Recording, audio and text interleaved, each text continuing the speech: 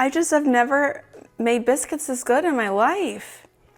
They're so tender, they're so flaky. Welcome to how to make sourdough biscuits. These are so stinking good. I can't stop eating them. The layers, the flakiness, how easy this recipe is. You make the pre-ferment before bed and you make the biscuits when you wake up. Done. It's 9:30 a.m. Oh, I could talk about these forever, but even better, let me show you how to make them. Here we go. Before bed, you'll mix 25 grams of active sourdough starter, 250 grams of buttermilk, and 325 grams of self-rising flour. White lily is my preference, but any self-rising flour will do. If you plan to mix by hand, you'll want to grate your butter. If you plan to mix with the food processor, you can just cut it into cubes. I'm going to demonstrate both options so you can decide either way, but then this goes in the freezer until it's frozen for about 45 minutes. It's the morning. I'm going to go grab my pre-ferment out of the fridge. So you have the option to prepare your butter the night before while you're doing your pre-ferment. You can also prepare both of these things earlier in the evening. Like if you're making dinner and you're like, I've already got stuff out, let me just get this out of the way. Just stick the pre-ferment in your fridge and then before bed, set it out on the counter so that it can ferment overnight. And this can just sit in your freezer for as long as you need. I mean, not like months, but like a couple days is fine. Overnight, certainly fine. So you might notice I've got some differences happening here. This half I shredded and this half I cubed up because you can do it all by hand. This is the by hand way, or you can use the assist of the food processor to incorporate the butter with the flour. The only difference is really how, if you find it super annoying to shred butter, which I do, but it's also kind of annoying to clean something else. In other words, the food processor. So it's totally up to you. I'm just gonna show you both ways and then I'll combine it all to make our biscuits. So we'll start with the by hand way. Actually, I might start with the food processor way. So we've got our butter. This bowl is from Ballerina Farms. It's a massive bowl. I'm obsessed with it for things like this. It is pricey, so I don't talk about it very much because I don't want people to get mad at me, but I personally think it's worth the money. I love it. Okay, put our cube butter in. There's no reason for me to weigh it. I don't know why I did that. All right, we'll do the food processor first. So we're gonna measure out our dry ingredients. We'll reserve the pre-ferment and the buttermilk to incorporate by hand. But the food processor is great for getting our butter cubes into smaller pieces and incorporating it with our flour. So I'm doing a half batch to show you. So 137 grams of self-rising flour in here. It would be double if you're making a full batch. Usually 13 grams of baking soda, but since I'm doing half here, it'll be 6.5 grams. Just 1 gram of salt, which is like, and a little sugar. The full recipe calls for 15 grams of sugar, so I'm gonna try to do about 7.5 here. I have the Cuisinart food processor. I really enjoy it. I get asked a lot which food processor brand I have, so there you go. All right, and I'm gonna pulse for just a couple times. If you overwork this, it's not gonna ruin your biscuits, but they won't be as flaky. Just be like super gentle. Don't go too much, don't overwork it. A little bit more. We're looking for like pea-sized pieces of butter. Almost there. They're like tiny cubes, but we need to get to about pea size. Okay, this looks good. The butter is still, you can still see it. If the butter has completely disappeared into the flour, you've worked it too much. That's what we're looking for. Okay, and then I'll just show you the same thing by hand. Pretty self-explanatory. We're just going to incorporate everything with our hands instead of the food processor. Now, white lily flour is my top recommendation for these biscuits. I did a ton of research and white lily is like the go-to flour for all the biscuit connoisseurs, and by that I mean the biscuit grandmas from the South. It is not the only option though. I had I got a lot of feedback from recipe testers that tried different brands of self-rising flour because this is harder to find in the north and especially other countries. It's most common in the south of the United States, and they found no difference. Some people even tried White Lily and another brand like Gold Medal or Great Value. There's tons of other options, and they noticed virtually no difference. So, but there were a couple people that tried both brands and said the White Lily was a smidge better, but not ridiculously better. So don't feel bad if you can't find it or it's more affordable for you to do the store brand. It'll still turn out just fine. But if you can find it, it's worth, not that it's expensive or anything, but it's worth it. It's so good. And I do have the enriched and bleached version. This is what was available at my store, Publix. But they do have an unbleached version that you might look for if this is a deal breaker for you. Okay, so when you're doing it by hand, I like using just like a bowl scraper, and we just go like this. All we're looking to do here really is to coat the butter. This is my piece of butter that didn't get shredded all the way because it was at the very end. You can just break that up with your bowl scraper. I'm just looking to coat the butter in the flour and get all of those ingredients combined well. Just like this. Now I have made biscuits side by side by hand and with the food processor, and there's no difference. So I'm gonna go ahead and combine them here to finish our recipe, but I just wanted to show you those are two different techniques to getting the same result. You just choose which one fits better with your vibes. Okay, so whichever method you chose, this is about what it should be looking like at this point, and it still should be very, very cold. You want these biscuits to be absolutely freezing before you put them in the oven, or the butter will leak and melt out and you won't get the tall flaky layers that we're after. So if you feel like things are warming up, stick your shaped biscuits in the fridge or even the freezer for like 10 minutes before you bake them, and that will be a huge help. Okay, now I'm gonna put all of our pre-ferment in there. You can kind of think of it like a starter, but of course, it's a bit different, not only because it's a large quantity, but also because it's got different types of ingredients like buttermilk and self-rising flour. So in my head, it just makes more sense to call it a pre-ferment. 180 grams of buttermilk. Okay, so at this point, we're kind of gonna break up our pre-ferment with our bowl scraper into smaller pieces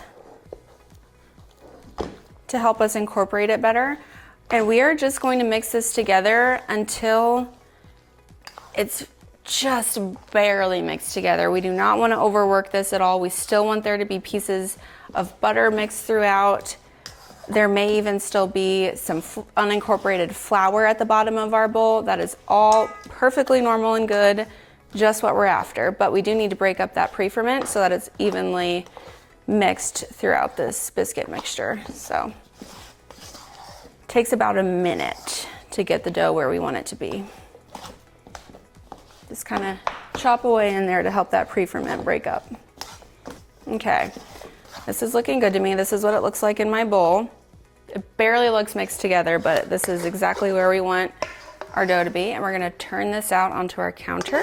And now I'm gonna kind of use my hands, and you're probably gonna need some bench flour during this. I just use more of the White Lily flour, which I only use for biscuits. So don't judge me, just sticking my hand in there.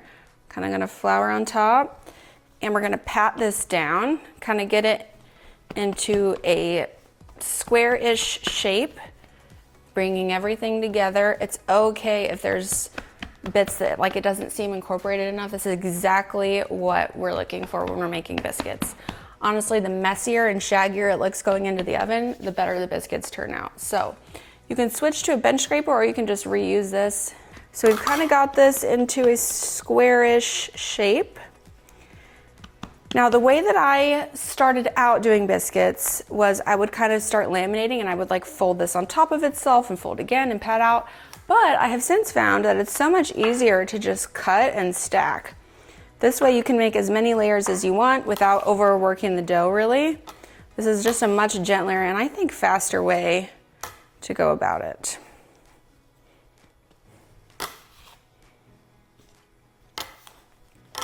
literally just stack those and then I pat out. You can use a rolling pin, but the more that I do this, the less I find I need a rolling pin. I find it a little bit easier and gentler to just pat out by hand. Okay, and I like to do it one more time, but if you want to push the limits, you can make as many layers as you want. But just know that the more that you work the dough, the less tender and flaky your biscuits are gonna be. So we do kind of want to keep this to somewhat of a minimum. Okay, I'm gonna flip this I like flipping it just to make sure that the bottom isn't sticking to my counter. I know the top isn't, it's well floured, but when we go to cut our biscuits in a second, we do not want them sticking to the counter when we lift them up, or we won't get as good of a result. So I'm gonna pat this out now, and then I'm gonna cut my biscuits. It is this simple. I like to have the mixture patted out to about 1 inch high.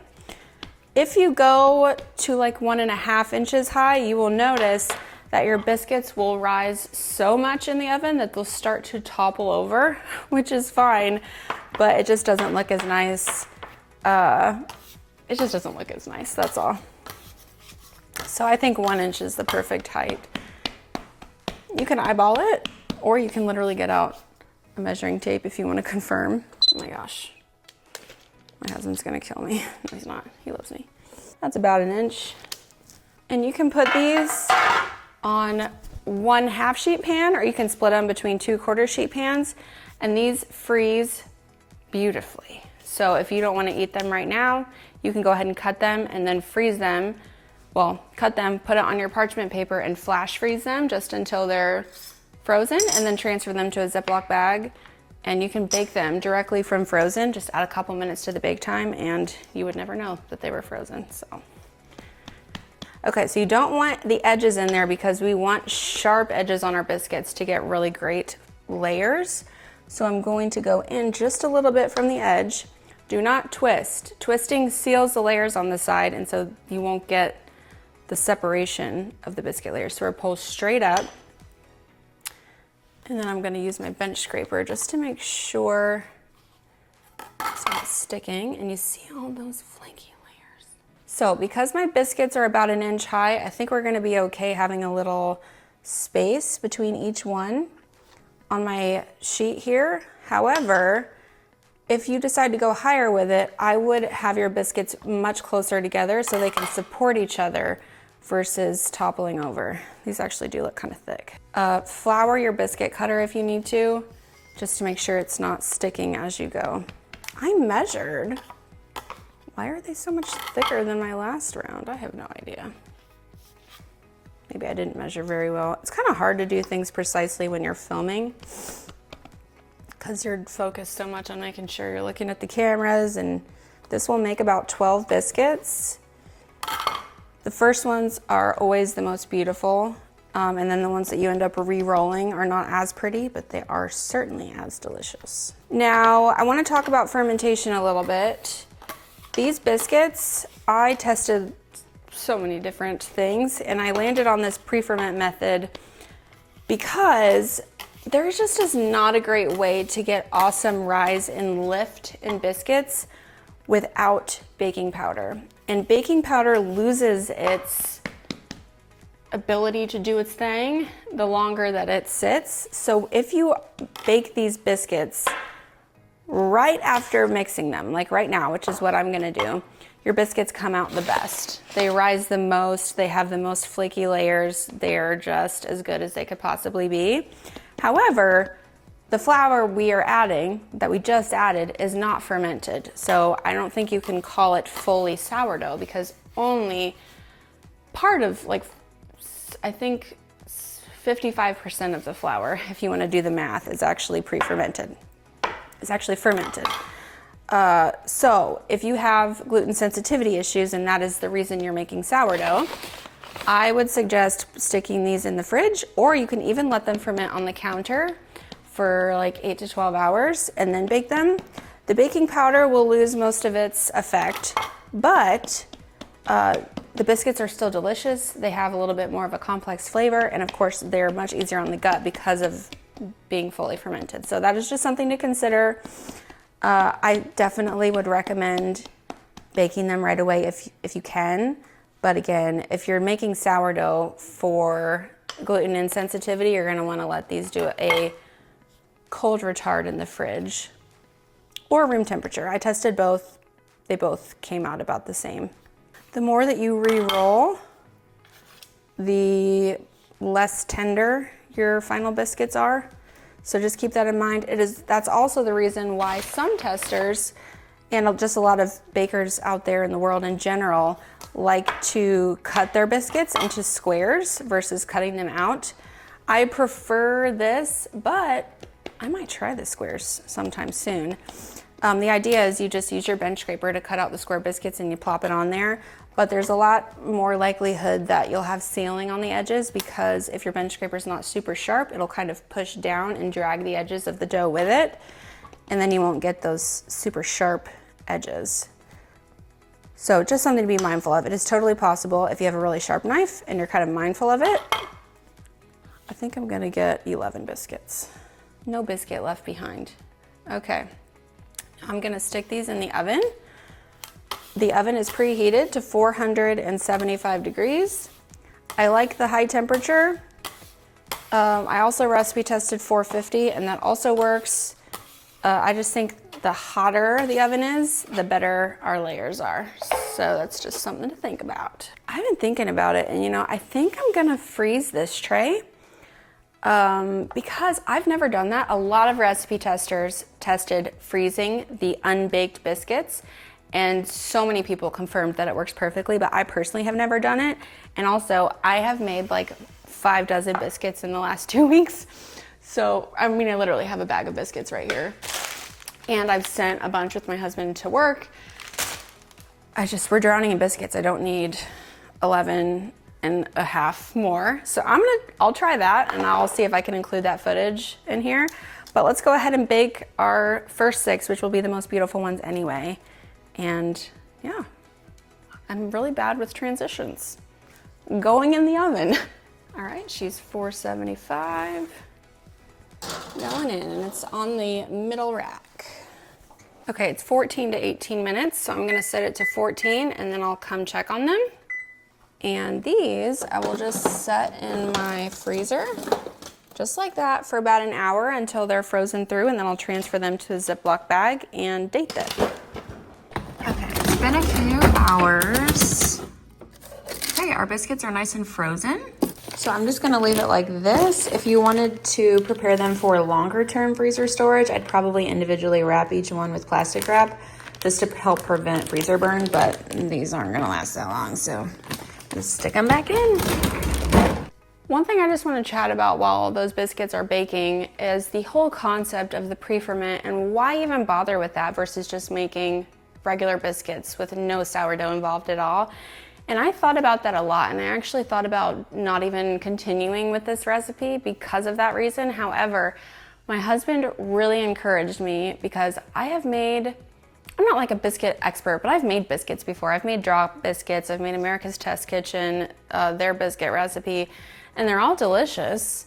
I grew up with the Pillsbury cans, I don't know, we've made biscuits, but I have never had biscuits as tender and as flavorful as these. And that is what my husband kept reminding me of. He's like, you have something special here, even though it may not be fully fermented unless you do the cold rest or let them sit on the counter and then they're not as flaky and tall. People will still enjoy it, especially people who just love good food, maybe, I don't know. So that's kind of the thought process behind it, is they truly are the best biscuits I've ever made. And I'm really glad that I put these through recipe testing.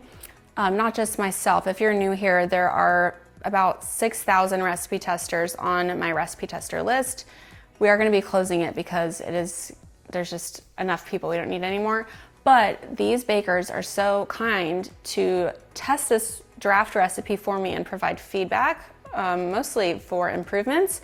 But so much feedback on this biscuit recipe was that they are the best biscuits they've ever made, never going back to any other biscuit recipe. So after reading that, I knew that this was something I wanted to put out in the world, but I do just want to make it so ultra clear, and it's in the recipe card, all that stuff, that if you do not do the cold ferment in the fridge or letting them ferment on the counter all day after shaping them, they will not be fully fermented. And I know that's important for some people that have gluten sensitivity, not celiac, because nothing sourdough is good for celiac unless you're doing completely gluten-free flours.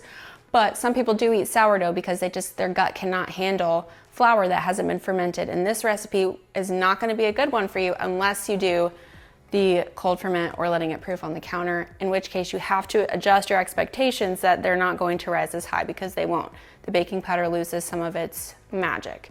So anyway, that's just a disclaimer, a little thing I wanted to talk through, because you may be wondering why. I was wondering why when I first made the recipe, but if you enjoy this, please leave a comment in the description below and let me know what you think. I'm just obsessed. I don't think I'll make biscuits any other way. Okay, let's check in on the baking.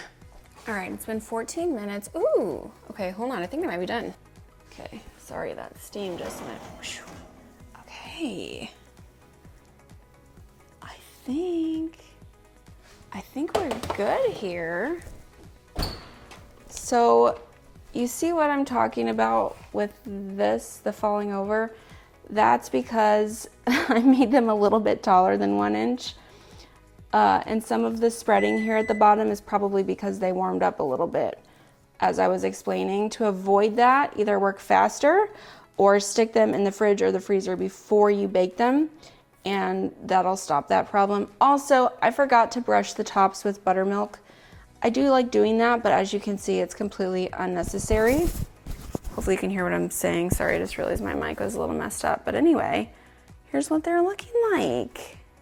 Let me go ahead and take the internal temperature as well. Okay, let's see here.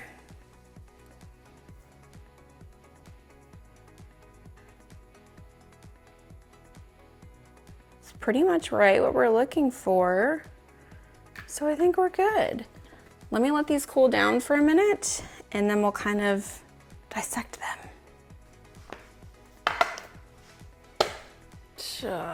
Can we just? Oh my gosh. The layers on these is crazy. They're so tender. Let me just, can you come a little closer? Can we just for a second just appreciate?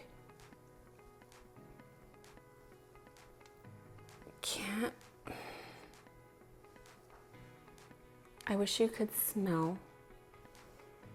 It is straight heaven with a large side of butter, which isn't butter heaven anyway. Oh my gosh, the layers on this is criminal.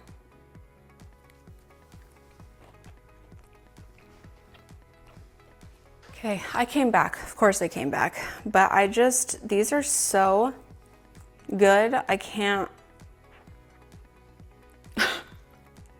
I just have never made biscuits this good in my life. They're so tender, they're so flaky. You can see the darker yellow areas where the butter is.